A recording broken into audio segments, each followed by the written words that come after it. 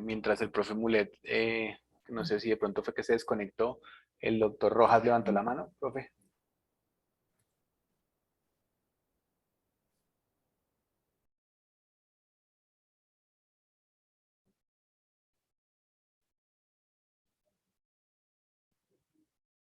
Profe Mulet, si quiere iniciar y luego el profe Rojas. Ya les activé los micrófonos.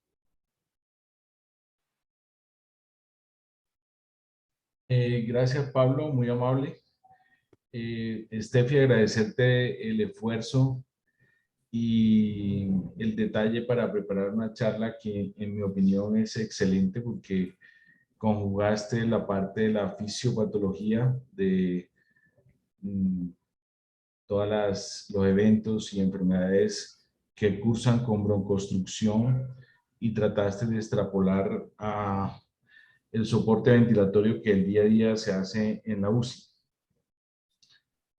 Muy organizada, muy actualizada, con excelentes gráficas, de tal suerte que disfruté inmensamente esta charla. Te felicito.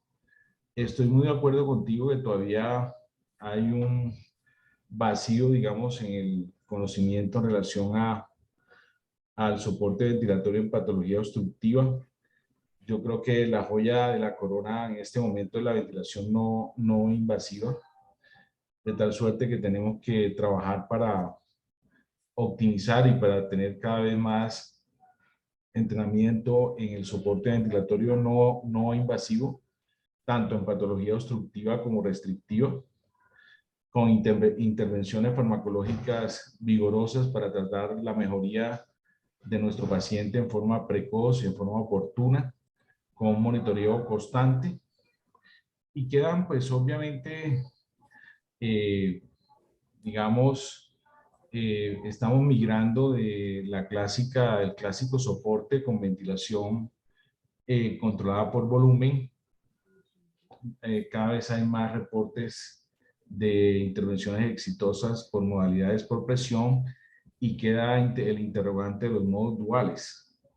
Por supuesto que sigue prevaleciendo las intervenciones con frecuencias respiratorias bajas para el grupo etario, con un PDP que se individualiza y se titula dependiendo del comportamiento fisiopatológico de cada paciente, tiempos expiratorios prolongados y obviamente ventilación completamente protectora.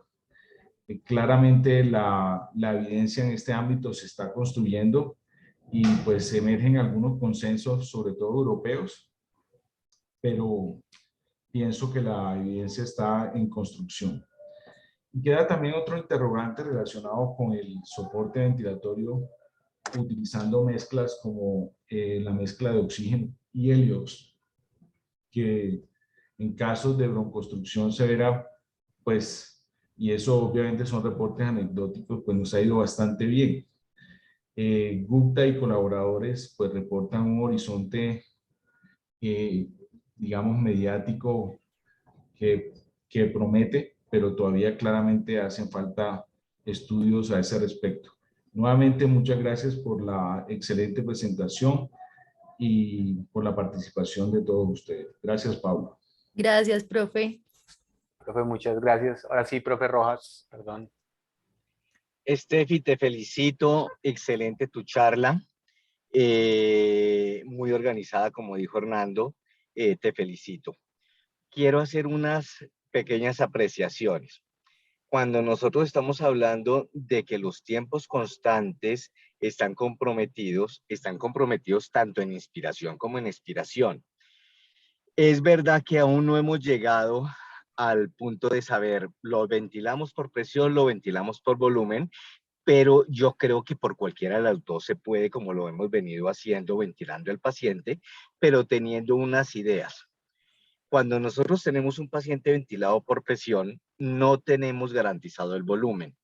Eso hace que si yo voy a prolongar mucho el tiempo expiratorio, no le voy a dar el tiempo suficiente para un adecuado volumen corriente a ese paciente. Y el volumen corriente es no solamente el que me oxigena, sino también el que me ventila.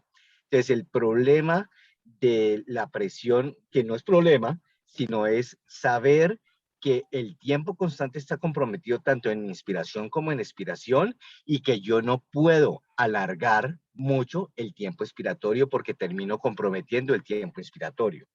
Esa es de alguna forma una ventaja que se le ve a los modos controlados por volumen o asisto controlados por volumen, en el cual el volumen está garantizado y en la medida en la cual yo le acorto el tiempo inspiratorio para darle más tiempo expiratorio, lo que hago es acelerar el flujo para que en ese tiempo inspiratorio corto logre garantizar el volumen corriente.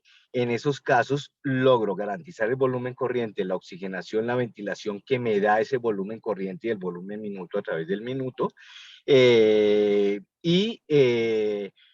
manteniendo unos tiempos expiratorios más prolongados, garantizando ese volumen corriente y pudiendo prolongar ese tiempo expiratorio, facilitando la expulsión del gas durante el tiempo expiratorio. Básicamente eso era lo que quería decir. Gracias. Muchas gracias. Gracias, profe Rojas. No sé si alguno más en el auditorio quisiera hacer alguna intervención o tiene alguna idea que quisiera compartir con nosotros. Como bien lo han dicho hasta ahora, es de las pocas cosas en ventilación mecánica de la que tenemos más arte que ciencia, porque nos cuesta todavía mucho crear evidencia, entre otras porque los modelos, el mejor modelo es el modelo que menos debería estar ventilado. Profe Perdomo, no sé si tiene alguna apreciación inicial. Pía te manda también saludos, que muy buena la presentación. Pablito, estoy hablando a través de la tablet de Esperanza. Ahí lo vimos, profe. Bueno, yo quiero ofrecer disculpas porque justamente tengo 3 ingresos simultáneos, entonces acompañé muy vagamente la presentación de Stephanie, pero pues ella sabe que la revisamos anteriormente y pues felicitarla por la buena presentación, la buena diagramación y las explicaciones que nos dio. De pronto voy a ver si puedo participar en el taller, pero ofrezco nuevamente mis disculpas porque me cogieron en un muy mal momento. Profe, muchas gracias, Nimo. No sé si alguien quiere hacer alguna otra apreciación, tiene alguna idea. Tema bastante difícil de manejar. Si quieres, entonces, Steffi, pasemos al taller. Ahí podemos reforzar algunos conceptos que ya dijiste. No sé por qué no me deja pasar. Se te bloqueó. Sí, ya voy a intentar un momentico acá salir. Es que no me deja como, o sea, minimizar y tampoco me deja pasar, no me deja hacer nada. Intenta mirar si te deja descompartir la pantalla, a ver si puedes volver a... Espérate, a ver, Un segundo, que es que creo, no, es que creo que es mi computador que se bloquea. Ah, no, ya, listo. Acá fin y me dicen si ahí las ven. Sí, perfecto. Listo. Entonces, en principio, Steffi ya lo mencionó bastante en su charla, pero digamos que la primera pregunta del taller iba orientada a qué elementos de monitoría podemos utilizar o se han descrito específicamente para la evaluación del paciente obstructivo, de tal manera que cómo se interpreta, qué hallazgos puedo intentar ver si puedo modificar, cómo lo ajusto. ¿Quién preparó esa pregunta? Caro. Hola, buenas tardes a todos. Bueno, mi nombre es Laura Alarcón del programa de cuidado intensivo pediátrico de la Universidad de La Sabana. Y bueno, pues ya Steffi nos amplió bastante de la respuesta a esta pregunta, pero pues recordemos que esa monitorización de la ventilación pues nos va a ofrecer un montón de información acerca de la evolución del paciente y más importante aún pues de cómo ha sido la respuesta a la terapéutica que se le está haciendo. Entonces, de la mano pues vamos a tener la visualización pues de las curvas y de los bucles en la ventilación y como bien Steffi pues ya lo mencionó, una de las digamos principales fenómenos que vamos a estar pues atentos es a buscar pues la hiperinsuflación dinámica. Entonces, de la mano, pues, ¿qué vamos a tener? Primero, en la curva presión-tiempo, siempre y cuando pues tengamos al paciente en una modalidad controlada por volumen, pues vamos a observar, como bien vimos en las diapositivas anteriores, ese incremento de la presión por arriba del PP que yo pues he preestablecido después de realizar la maniobra de oclusión pues al final de la aspiración, teniendo o no pues el paciente con bloqueo neuromuscular. Y pues esa diferencia que vemos en la presión va a ser lo que nos representa pues esa hiperinsuflación dinámica o ese pues PP inadvertido. Entonces recordemos también, como pues nos mencionó Estefi durante la charla, que esa maniobra de oclusión al final de la inspiración lo que va a hacer es que provee el tiempo para que todas esas unidades alveolares que tienen diferentes constantes de tiempo pues se equilibren, ya que van a tener pues también diferencias regionales en el auto-PP pues de cada una de estas, y pues ese valor obtenido después de que yo haga la pausa expiratoria me va a promediar ese valor para que estas unidades se equilibren y pues va a ser pues una medida más racional y cercana pues del PP inadvertido. Segundo, entonces, podemos también observar, como bien lo vimos en las diapositivas, el aumento tanto en la presión inspiratoria pico como en la presión meseta, teniendo en cuenta siempre que, digamos, la relación o el gradiente entre estas dos se debe mantener. Entonces, ya que estos pacientes pues con patología obstructiva pues van a tener valores de distensibilidad pulmonar normal o pues muy cercano a lo normal, entonces esa presión meseta nos va a dar va a estar de mayor forma influenciada por ese grado de hiperinsuflación, entonces por eso pues también nos va a dar bastante información acerca del PIP inadvertido. Entonces de aquí es importante mencionar que vamos entonces a poderlo ver en la gráfica presión-tiempo, pero pues también es importante monitorizar pues qué valor de límite superior estemos manejando de esa presión meseta, que como pues ya lo habíamos mencionado en charlas anteriores, vamos a mantenerlo idealmente por debajo de los 30 centímetros de agua. Teniendo en cuenta que valores pues elevados de la presión meseta pueden también sobreestimar la presión transpulmonar si tenemos pacientes que tengan también alteración de la distensibilidad de la caja torácica, como pueden ser los pacientes obesos, pues sumado a la patología obstructiva. Mencionar que la presión inspiratoria pico pudiera ser una guía para el manejo ventilatorio de estos pacientes, haciendo pues referencia a valores menores, pero pues esto para adultos de 50 centímetros de agua. Sin embargo, pues esto fue cayendo en desuso porque había varias limitantes para considerar la presión inspiratoria pico como una buena monitorización, ya que esta, y pues como lo hemos también mencionado en charlas anteriores, va a depender en mayor medida de las propiedades resistivas al flujo, entonces no va a ser un buen reflejo de la hiperinsuflación. De igual forma, pues esos cambios en la presión inspiratoria pico pueden que al yo hacer, digamos, las conductas terapéuticas, no reflejen la reducción de la hiperinsuflación dinámica, porque incluso los valores de la presión inspiratoria pico se pueden aumentar cuando se aumenta el tiempo inspiratorio, porque al aumentar la resistencia, se puede aumentar la resistencia de la vía aérea a medida que pues va disminuyendo el volumen pulmonar. Entonces realmente pues no va a ser, digamos, un buen parámetro para monitorización. Otra medida, pues tenemos entonces también la curva flujo-tiempo, ¿cierto? De nuevo, pues en pacientes que estemos con ventilación controlada por volumen, y pues como lo vimos en las diapositivas anteriores, vamos a ver como esa falla de que el flujo expiratorio pues retorne a la línea de base antes de la siguiente inspiración. Con la curva pues volumen-tiempo, entonces también lo que vamos a observar es que esa rama, la rama expiratoria o la rama descendente, pues tampoco va a retornar a su línea de base, y entonces va a haber una diferencia entre el volumen inspiratorio y expiratorio, lo que pues de nuevo nos indica que hay un PP intrínseco en el paciente. Aunque pues en esta gráfica pues debemos tener en cuenta que puede haber factores adicionales como la presencia de fugas, ya sea en el circuito o en el tubo que pues tenga el paciente, entonces habrá que sumar pues otras variables para tenerla en cuenta. También se describió pues en algún tiempo por algunos trabajos de Tuxen y colaboradores, y William y colaboradores, la maniobra en la cual ellos hacían como una medición del gas exhalado durante una apnea prolongada, que pues en ese momento se definió como el volumen pulmonar al final de la expiración, o sus siglas BI. Entonces, ese volumen al final de la expiración, pues de la inspiración, perdón, incluiría el volumen, tanto el volumen tidal como ese volumen adicional del gas secundario a la hiperinsuflación dinámica.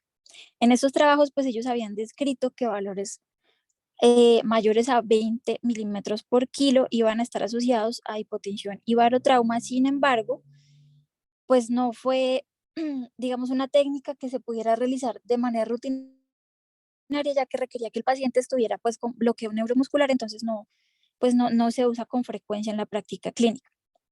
Entonces, ahora bien, ya digamos habiendo identificado pues con todas estas monitorización pues de las gráficas que el paciente tuviera un fenómeno de hiperinsuflación dinámica, digamos las herramientas que tendríamos a la mano para manejarlo, como pues ya bien lo mencionó también Steffi durante la charla, tendríamos pues en primera medida usar frecuencias respiratorias más bajas para la del paciente, hacer ajustes con respecto a la relación entre la inspiración y expiración, dándole pues un poco más de tiempo a la expiración, pero pues esto ya lo vimos, está un poco debatido y no es muy claro en los consensos.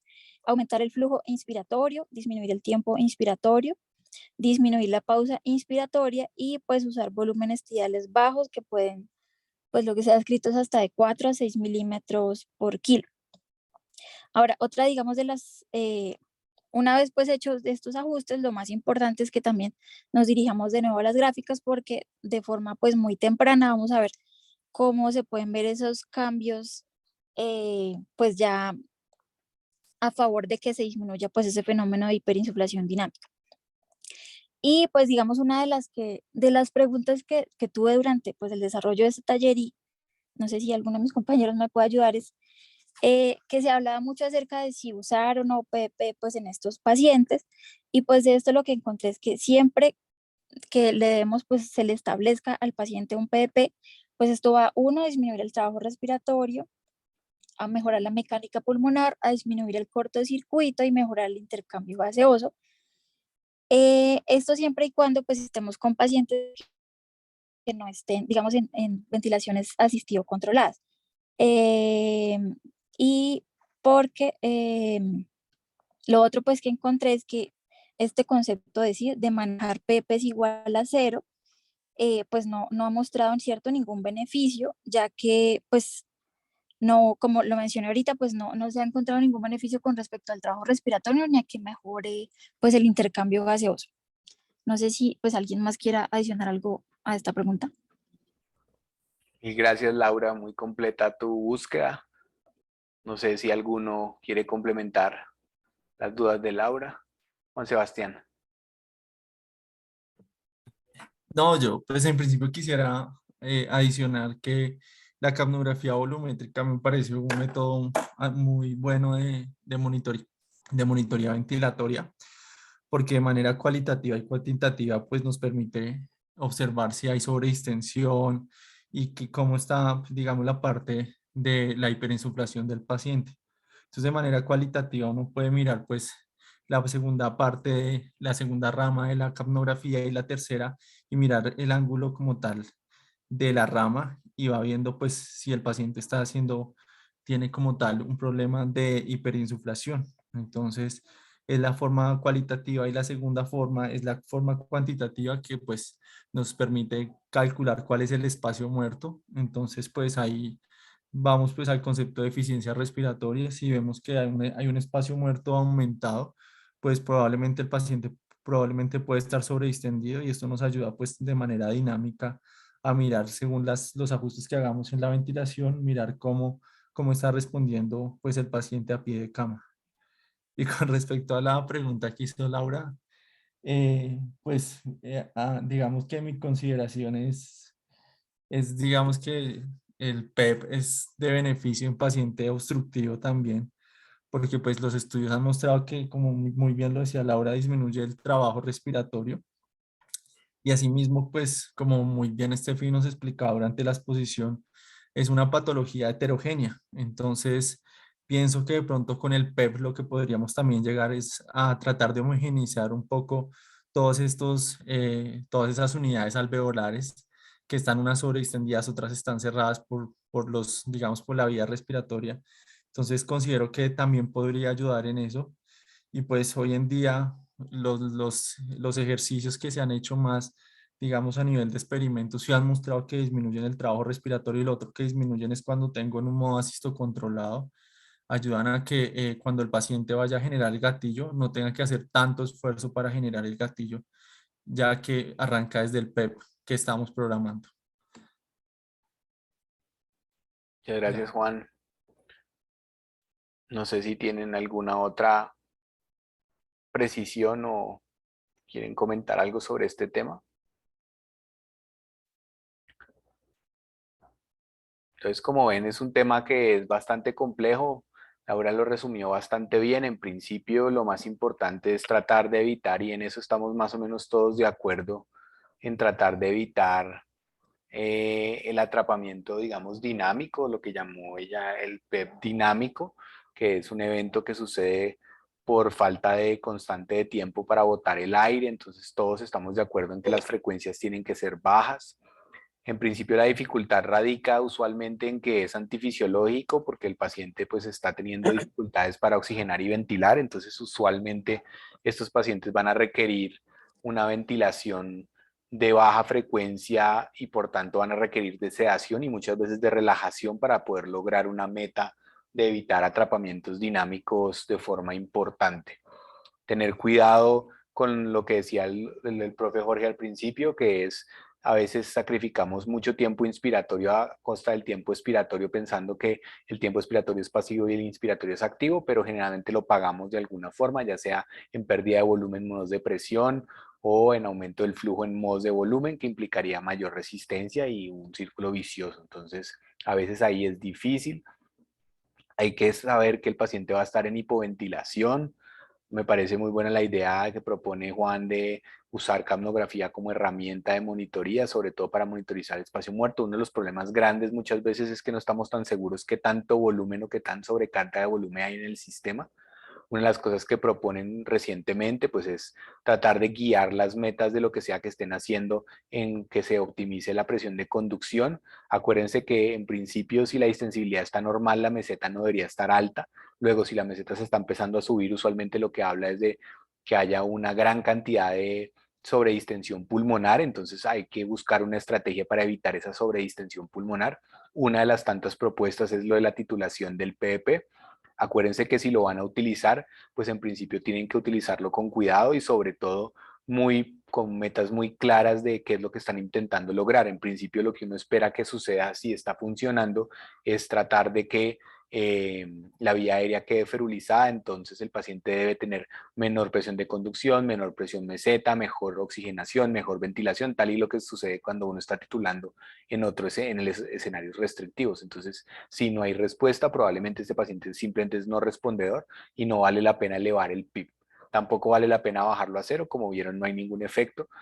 Y hoy en día, digamos, el argumento de poner más PIB para que el paciente tenga un punto de corte menor sobre el punto de autociclado de autopip para intentar que se dispare el ventilador, pues no tiene mucho sentido porque ya casi nunca usamos un ventilador a base de presión.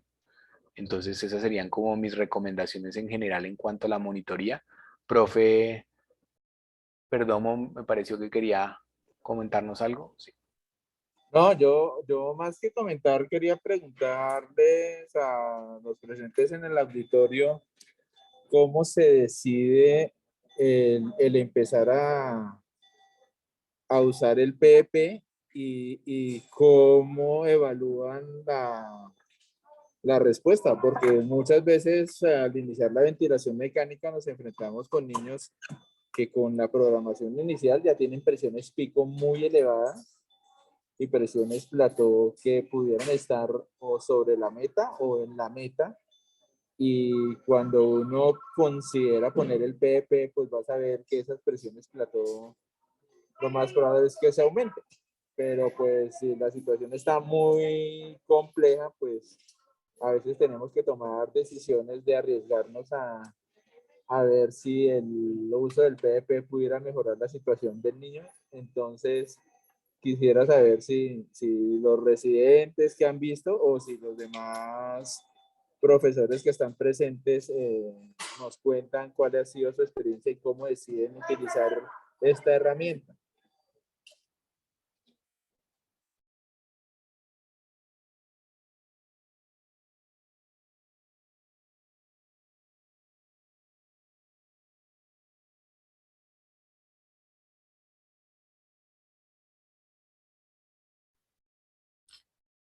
Juan Sebastián. Pues, profe, yo pues obviamente hay mucha controversia alrededor de este tema y yo creo que pues nadie probablemente tendrá eh, un respaldo científico tan alto. Yo digamos que considero sobre todo en la repercusión hemodinámica. Si tengo una presión intratorácica que el PEP me está aumentando ya demasiado la presión intratorácica y que me está generando una repercusión, de pronto considero ahí bajar o no irme, digamos que seguir subiendo el PEP. Entonces, o sea, ahí digamos que es uno de los frenos.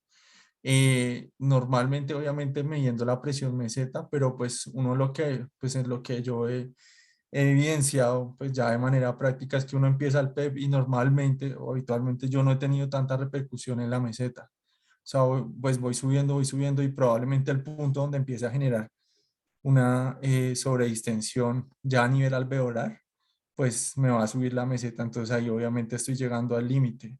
Y lo otro, pues es que en principio, pues las presiones, como van a estar repercutiendo sobre todo en la vía aérea y no en el, como tal en el alvéolo, pues digamos que soy un poco flexible con eso, pero como le digo, pues yo me dejo llevar un poco más por la hemodinamia cuando siento que ya está generando inestabilidad y el paciente está generando un retorno venoso deficiente, pues ahí paro. Pero es muy a título personal y obviamente con una limitada experiencia. Muy bien, Juancho. ¿Alguno tiene otra experiencia o ha visto alguna otra forma de hacerlo o utiliza alguna otra herramienta que no hayamos mencionado?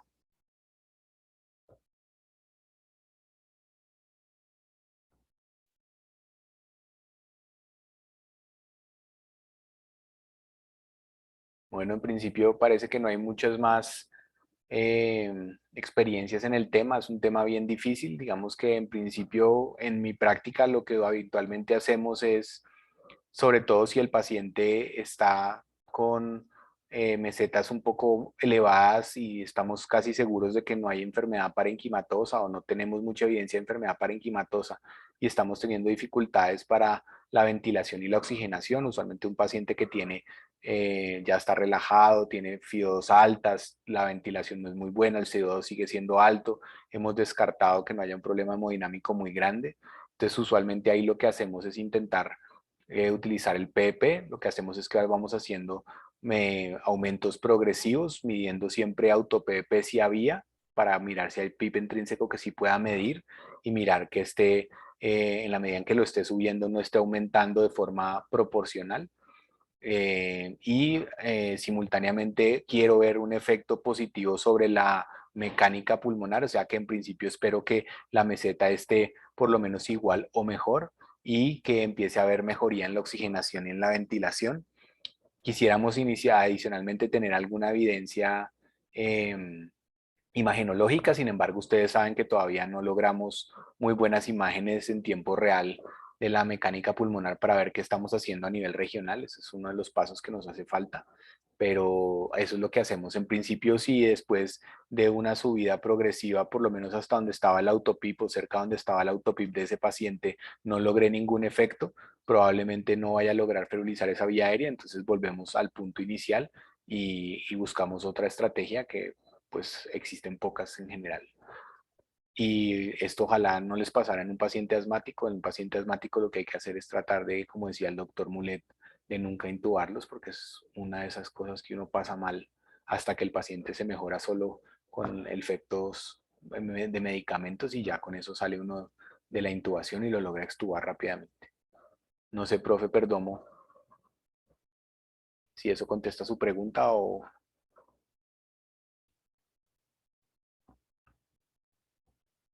se ocupó.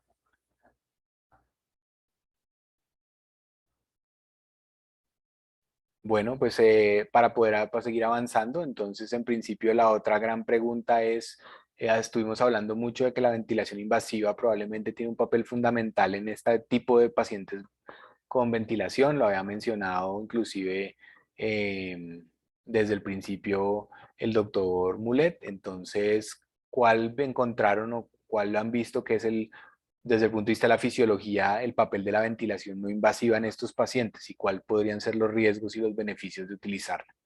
Angélica. Buenas tardes a todos. Soy Angélica Rodríguez, fellow de cuidado intensivo de la Universidad del Rosario.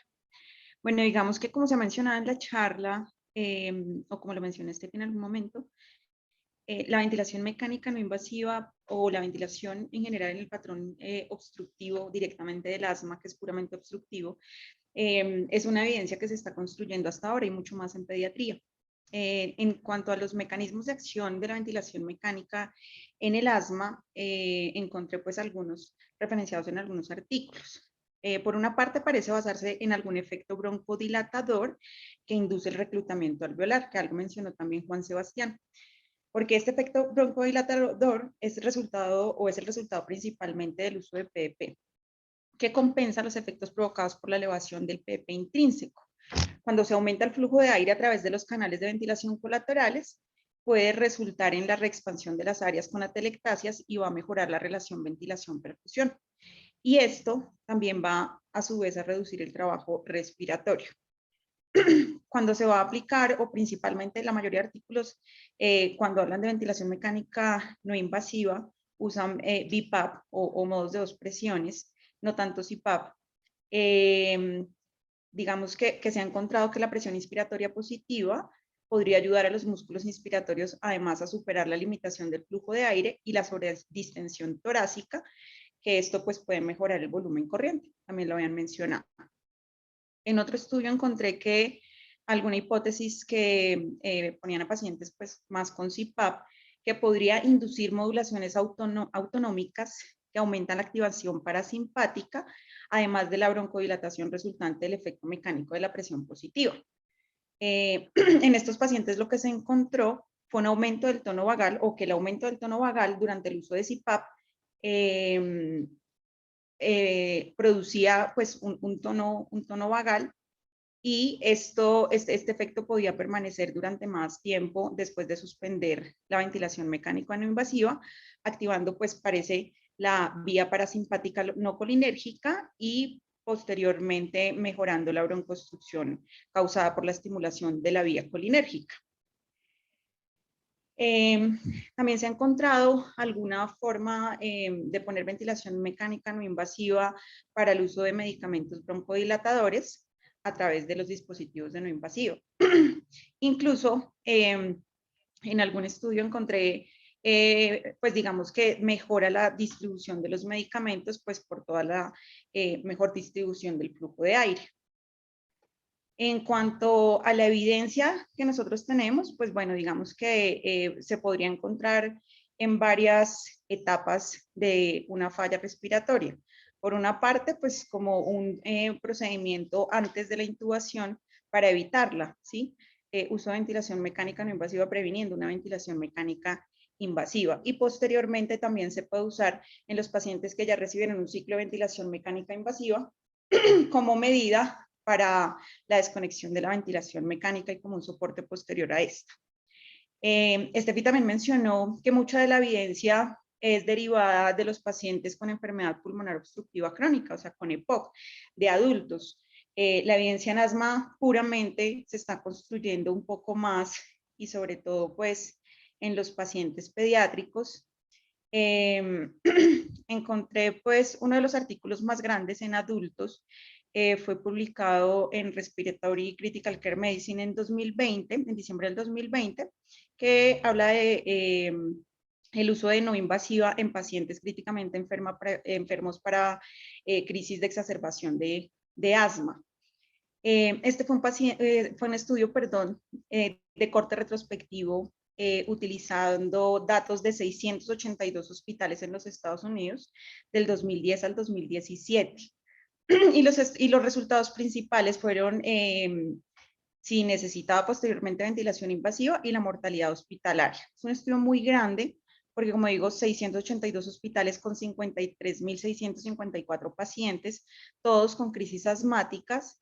De estos, 13.540 recibieron ventilación mecánica no invasiva, 14.498 recibieron ventilación mecánica invasiva y de estos 1.291 fallecieron. Entre los que recibieron ventilación mecánica no invasiva, que fueron 3.013 pacientes, entre los que recibieron no invasiva, 3.000 pacientes requirieron ventilación mecánica invasiva después de recibir una ventilación mecánica no invasiva por primera vez. Y de estos 136 fallecieron. Digamos que haciendo después pues, todos los análisis pertinentes, lo que encontraron es que en todos los modelos el uso de ventilación no invasiva se asoció con una probabilidad más baja de recibir un ciclo de ventilación mecánica invasiva y adicionalmente se disminuyó también la mortalidad hospitalaria. Entonces, digamos que son resultados importantes en adultos. En pacientes pediátricos que hemos encontré una revisión de Cochrane publicada en el 2016, digamos que después de hacer toda la apuración en la revisión, encuentran 2 estudios controlados aleatorizados que asignaron al azar 20 pacientes para no invasiva y 20 pacientes con control. Sin embargo, estos estudios se encontraron con alto riesgo de sesgo. En los 2 estudios se evaluó ventilación mecánica con BiPAP, ninguno con CPAP. No se informaron muertes ni eventos adversos graves.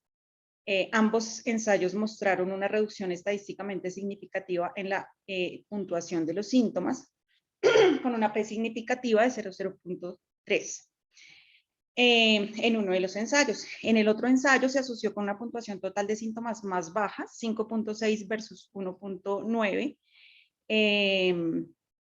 y digamos, resultados podrían ser clínicamente relevantes, ya que ellos consideraban una reducción de 3 o más puntos en la puntuación de los síntomas, que era un cambio significativo. También encontré pues como una revisión publicada en la revista de Cuidado Intensivo Pediátrico brasilera. Hacen una recopilación de todos los estudios, todos son estudios muy pequeños, el más grande con 83 pacientes, pero digamos que en términos globales el resumen de esto es que pues todavía falta una evidencia consistente. En todos se encontraron ventajas importantes en la población pediátrica, ninguno se asoció a grandes eventos adversos, y sí a disminución tanto en la mortalidad hospitalaria como en los días de ventilación mecánica y en la puntuación de síntomas o de la mejoría de síntomas posterior al inicio de la ventilación no invasiva. También pues a la disminución en el requerimiento de ventilación mecánica invasiva.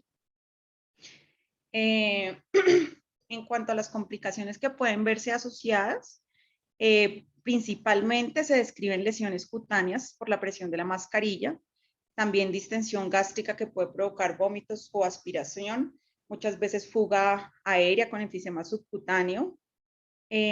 Todos estos efectos nocivos, pues digamos que conociéndolos los pudiéramos mitigar con medidas adecuadas, por ejemplo, mediante la aplicación de láminas de hidrocoloides entre la piel y la máscara, el uso también de sondas nasogástricas durante la ventilación no invasiva, conectados pues a una bolsa colectora que va a disminuir la distensión gástrica o distensión pues abdominal que se puede producir y por lo tanto pues va a mejorar este tipo de síntomas.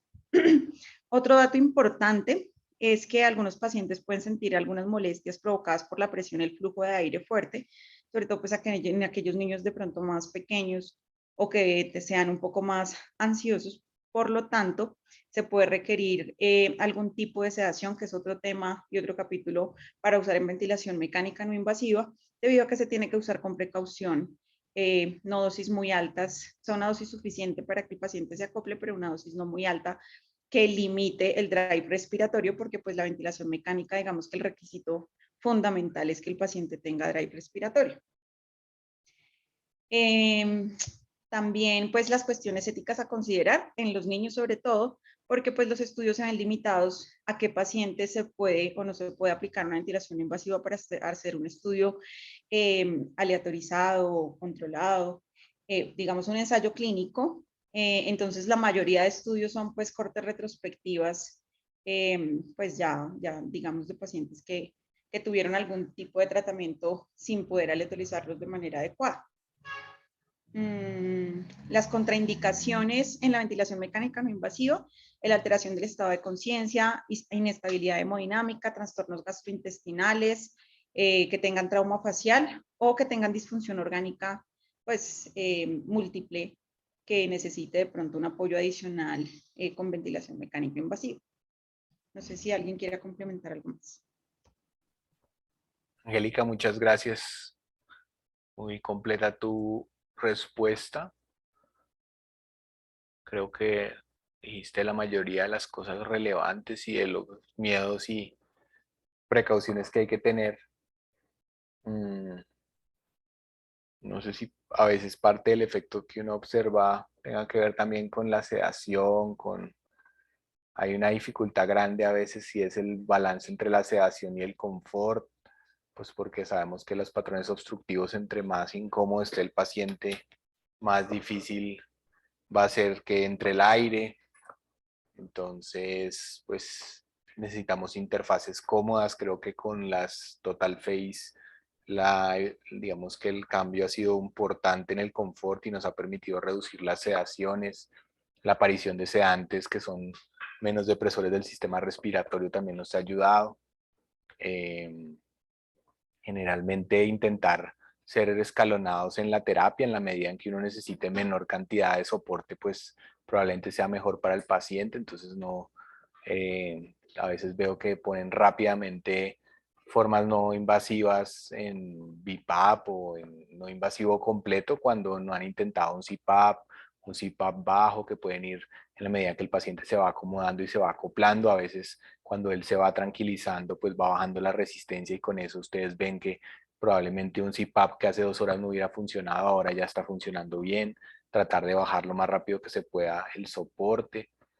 En general, la sensación que tenemos todos es que definitivamente, por lo menos en obstructiva, el CPAP y la presión positiva sí funciona mejor que las cánulas de alto flujo. Sin embargo, pues hay que tener las interfaces y las cosas para poderlo hacer, sobre todo en los más pequeñitos.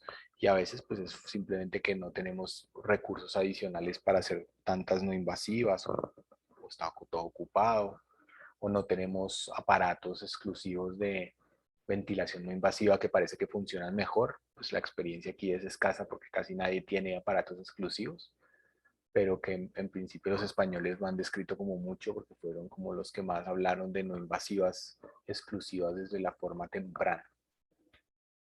No sé si alguien tiene alguna otra opinión o tiene alguna otra experiencia. Y como Angélica dice, pues necesitamos más investigación para poder ver si de pronto lo pudiéramos hacer de forma sistemática un poquito diferente.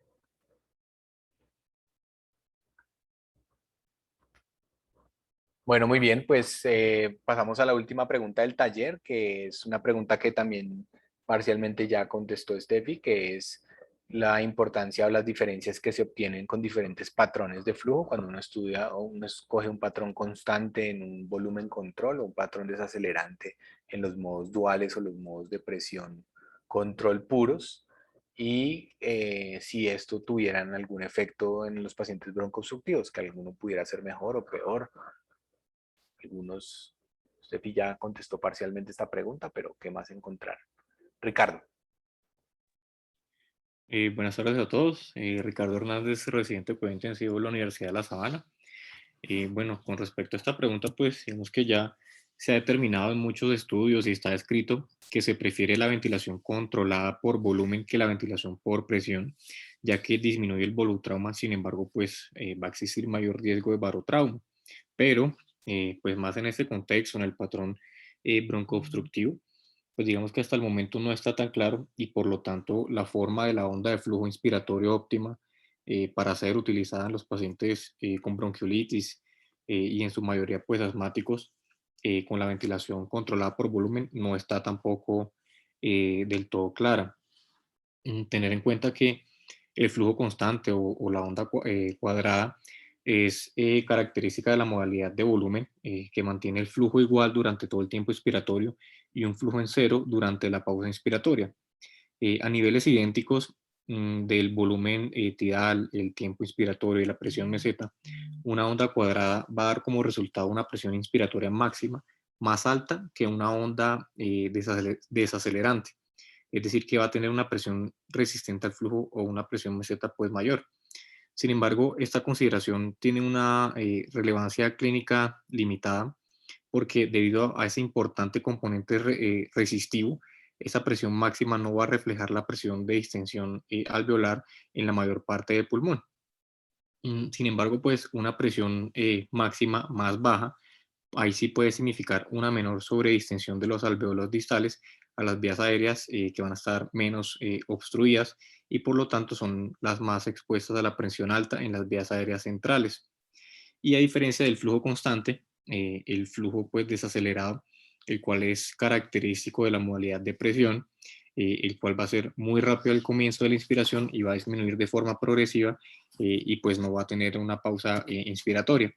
Y pues su principal indicación está descrita en los textos. Son estos pacientes con aumento de las resistencias de las vías aéreas, ya que al mantener durante toda la inspiración, es decir, que no hay pausa inspiratoria, pues va a favorecer esa distribución del gas que a nivel distal y pues que sea mejor en los alveolos. Y por esa misma razón, al generar una presión intratorácica mayor que la modalidad de volumen, hace que sus efectos negativos sobre el retorno venoso también pues sean mayores.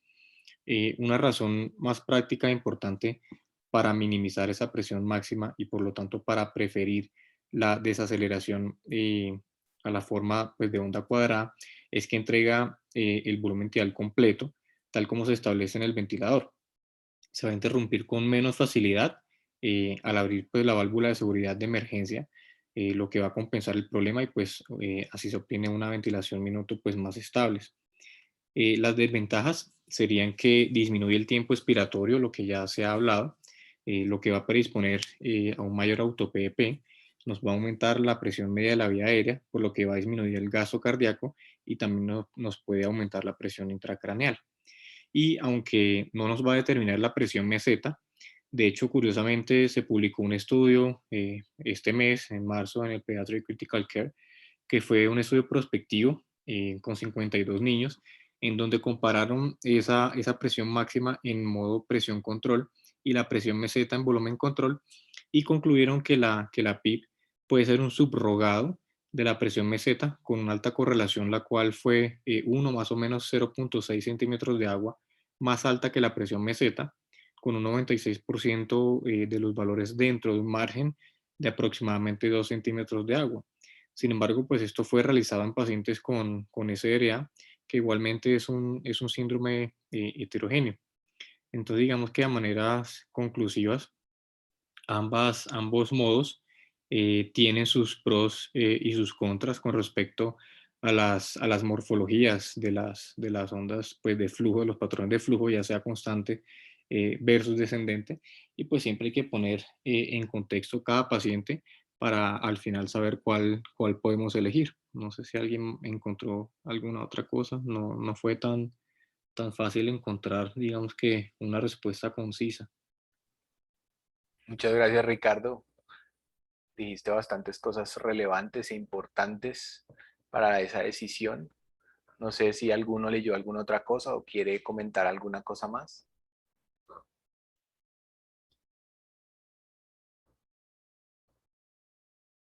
Entonces, digamos que en principio hay que separar un poco, digamos, el beneficio del volumen versus presión, que la discusión de volumen hoy en día pues no incluye necesariamente la onda constante o desacelerante, porque pues los modos duales nos hacen la trampa de hacerlo en ondas desacelerantes con la meta de volumen. Entonces, si lo que están buscando es el efecto protector del volumen en caso de que cambie la configuración obstructiva del paciente y el volumen se pueda autoajustar para que las presiones vayan bajando en la medida en que el paciente está mejor, pues claramente un modo de volumen control o volumen dual sería una muy buena estrategia.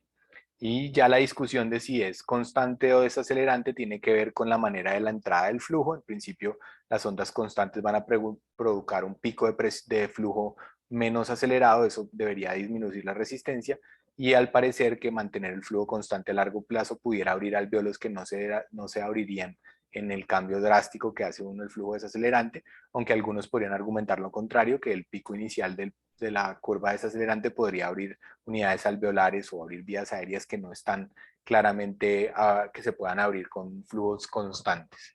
El control del tiempo inspiratorio es una parte importante, lo mencionó el profe Jorge al principio, entonces pues si usan un modo que es desacelerante, lo que tienen que estar pendientes es que no estén sacrificando el tiempo inspiratorio y perdiendo volumen. Sin embargo, pues muchas veces lo hacemos para poder darnos espacio. La recomendación en general es que en principio pareciera que el flujo constante puede producir menos aumento de la resistencia, entonces inténtenlo, sobre todo en un paciente que tienen controlado. Probablemente un no controlado no es una buena idea, pero en un paciente bien controlado pueden intentar hacer un flujo constante. Acuérdense que la pausa la pueden poner o quitar y pues en principio la recomendación sería utilizarla solamente de forma transitoria para monitoría y probablemente en obstructivos no funciona bien, entonces probablemente ahí no sea una buena idea programar pausas y más bien aprovechen todo ese tiempo inspiratorio para tomar el aire o para llenar de aire los alvéolos. Y pueden hacer los cambios en las formas de las curvas para ver si están notando una diferencia en la presión y en la resistencia y en los atrapamientos dinámicos de aire. A veces solamente cambiando el flujo es suficiente para que el paciente no requiera, digamos, escalar la terapia. Entonces, si hacen alguna diferencia, muchas veces hay que intentarlo para ver cómo va, como decía Ricardo, cada paciente individualizarlo. No sé si tienen alguna pregunta final o si el profe Perdomo quiere hacer alguna cosa, algún cierre, si tuvo tiempo, si no lo atraparon. No, Pablito, pues simplemente pues recordarles el reto tan importante que es ventilar un paciente con patrón broncoobstructivo. Y con base en eso, pues tratar de motivar que los pacientes que tengan riesgo de entrar en insuficiencia respiratoria por patrón broncoobstructivo tengan el manejo correcto, que tengan el cuidado primario, que evite que los niños lleguen en estados asmáticos severos, que si tenemos la mala fortuna de que el paciente llegue con una enfermedad broncoobstructiva severa, por lo menos tenga el tiempo de ofrecérsele la oportunidad de recibir modos menos agresivos de ventilación, como la ventilación no invasiva. Y si ya nos toca enfrentarnos a la desgracia del paciente falla ventilatoria con broncoobstructivo, tratar de proteger estos pulmones. Quienes me conocen saben que yo tengo muchas reservas frente al ECMO, pero creo que no hemos hablado del papel del ECMO en esta patología y es de las cosas que yo digo posiblemente en ciertos niños un ECMO venovenoso pudiera ser de gran ayuda porque es una enfermedad que sabemos se va a resolver en el transcurso de algunas horas y si podemos evitar el daño pulmonar generado por la ventilación mecánica en los casos en los cuales la situación está muy desesperada, creo que pudiera ser una de las cosas que deberíamos considerar en algún momento, con todas las limitaciones que tiene el ECMO, pero creo que muchos de los niños grandes que se les pudiera ofrecer ECMO venovenoso, pudiera ser un alivio para esos pulmones. Entonces, insistir en que el cuidado primario de los niños con diagnóstico de asma se les haga el diagnóstico, se les enseña a los papás a manejar las crisis, que sepan en qué momento consultar, a los adolescentes motivarlos para que tengan un autocuidado, una vigilancia de que sus síntomas se agravan rápidamente y que una consulta oportuna es salvadora en ellos. Entonces, ese es mi comentario general. Muchas gracias a todos por la asistencia. Muchas gracias, profe. Muchas gracias a todos. Nos vemos en 8 días. Cuídense mucho.